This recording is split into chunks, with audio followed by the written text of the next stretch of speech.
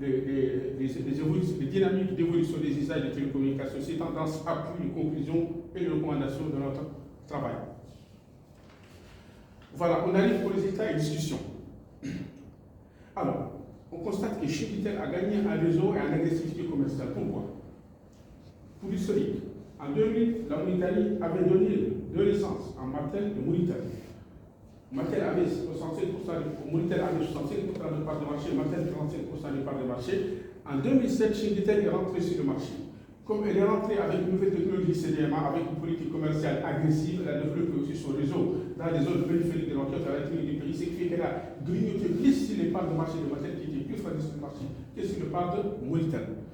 Taux de pénétration, on constate que les usages évoluent avec la technologie. La preuve, c'est que pour la téléphonie, le taux de pénétration a dépassé 100% de croissance soutenue et l'Internet a dépassé 76% de taux de pénétration avec une justement progression de 14%. Critères de choix de l'opérateur, on constate que les choix deviennent plus rationnels et moins affectifs. En 2013, les choix étaient plus tirés vers l'affection. En 2024, les choix deviennent moins affectifs mais plus rationnels. Ça veut dire que les consommateurs deviennent de plus en plus aguerris. Raison de mécontentement entre 2013 et 2024, on constate que les mécontentements se déplacent vers les critères d'usage utilisés. C'est-à-dire que les consommateurs, au jour le jour, ils critiquent les opérateurs. Multiplication des cartes SIM. Nous avons constaté que les multiplications de cartes SIM stimulent la croissance sur le marché. La preuve, c'est que 65% des personnes enquêtées ont acquis de nouvelles cartes SIM en 2024. Abonnement post-payé. On constate que l'évolution des postes payés sur le marché de télécommunications, si le parc de postes payés croît avec un taux important, ceci est un gage de maturité du marché. La preuve, c'est que les abonnements postes payés ont passé de 2% en 2013 à 24%, à 19% en 2024. Nombre d'appareils multiples. On constate qu'il y a une tendance vers la simplification et l'optimisation. Autrement dit, en 2011-2013, des gens qui avaient 2-3 appareils, aujourd'hui ils utilisent un seul appareil. Pourquoi? Sur le marché, il y a des appareils qui permettent d'avoir plusieurs cartes SIM, c'est un seul appareil au lieu d'avoir plusieurs appareils. Satisfaction globale. On constate que les opérateurs doivent améliorer les relations clients. Pourquoi? Donc il y a une baisse du niveau de satisfaction. En 2013, le niveau de satisfaction était de 67%, en 2024, il était de 61%. Il y a une baisse de 8%. Et ceci dit au fait que, c'est à cause de qualité de service, tarif et service client. Achat des petites cartes de coupure. On constate que les petites coupures dominent le marché mauritanien. La preuve, c'est que 81% des achats de marché portent sur des petites coupures. 100 €, 200 €, 500 €. Le motif, flexibilité, contrôle des dépenses et accessibilité. Choix de coupure selon la durée. On constate aussi que la validité devient un argument commercial. C'est-à-dire un opérateur qui propose une offre avec 500 € pour une semaine, ce n'est pas comme un opérateur qui propose 500 € pour 2-3 jours. Donc les gens sont plus portés sur la durée que sur le prix.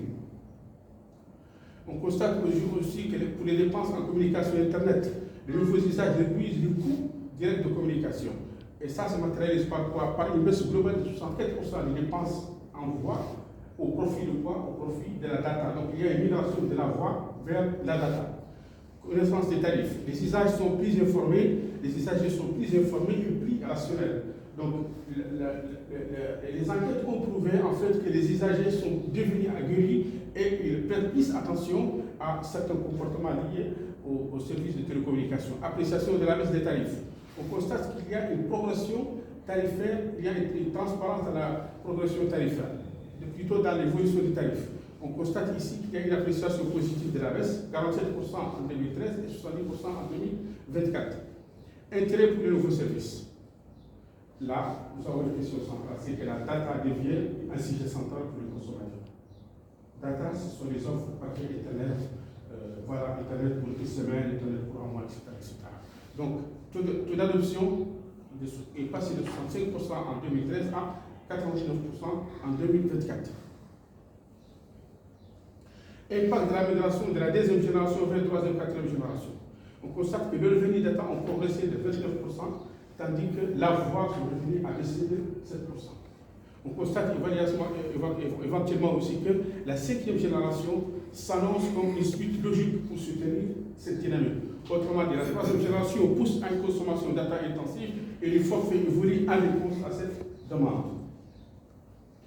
Rôle du régulateur et sanctions. On constate que les sanctions menées par le régulateur ont poussé les opérateurs justement à améliorer la qualité de leur réseau. Et la quatrième génération a contribué à une hausse de 12% en 2021.